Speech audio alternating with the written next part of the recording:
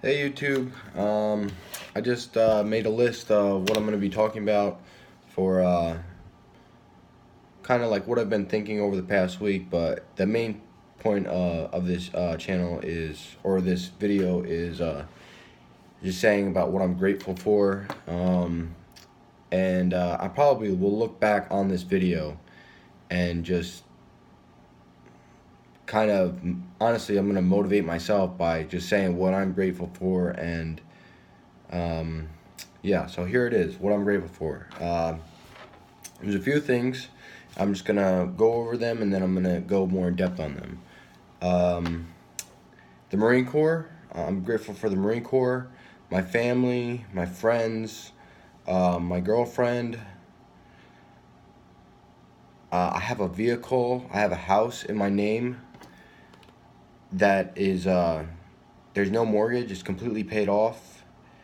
The fact that I was born in America and I have food, I have shelter, I have opportunity, I have clean water to drink out of. There's internet. I have clothes on my back.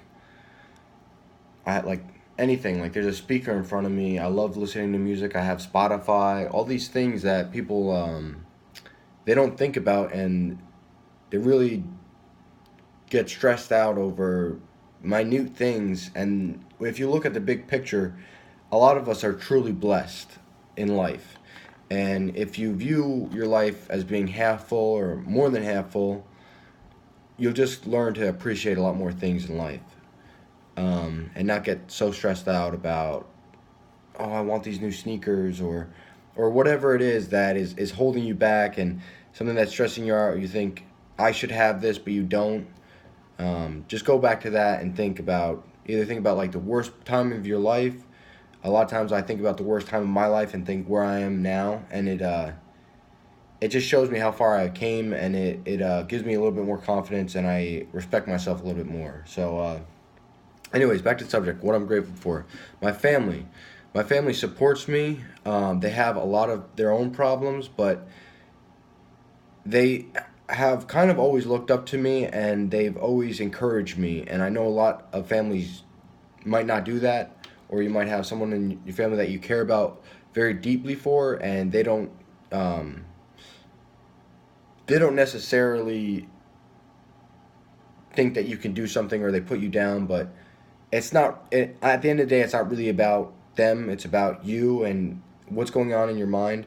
The biggest thing that's going to stop you from wherever you want to be in life is your own mind, because a lot of the pressure, stress, whatever you get, procrastination, that all comes from your mind and what's going on in there. So if why would you be against yourself?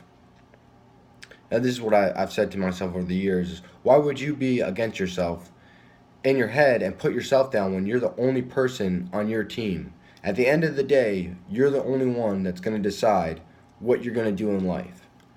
Um, so the next thing, she's obviously in my family, my mother, but my mother signed over a house to me. So did my aunt, and they signed it over to me completely free. All that we had to pay was like a gift tax or something like that, which was not that much.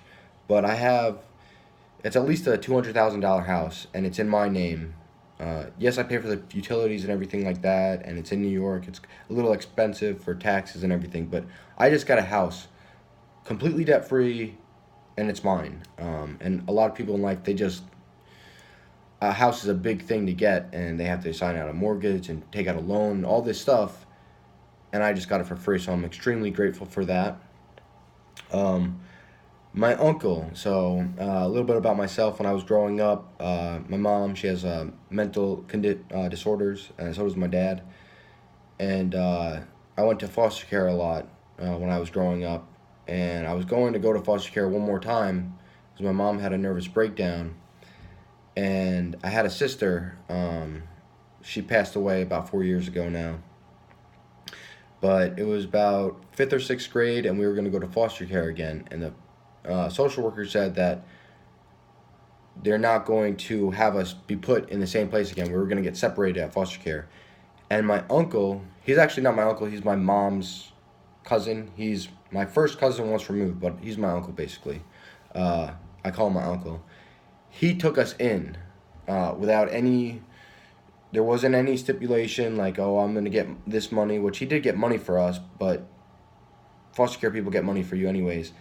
He had a business going. He was making a bunch of money, and he decided to take us in, and he taught me how to be a man, and he was a big part of my life growing up, and he completely changed my outlook on life and where I was gonna go. Because if it wasn't for him, I would probably be in jail. I might even be dead, probably from drugs. I would have definitely been on some heavier drugs. My sister actually died from heroin, but she and my uncle didn't have the best of relationships. She was older than me, and she had her own outlook on life. I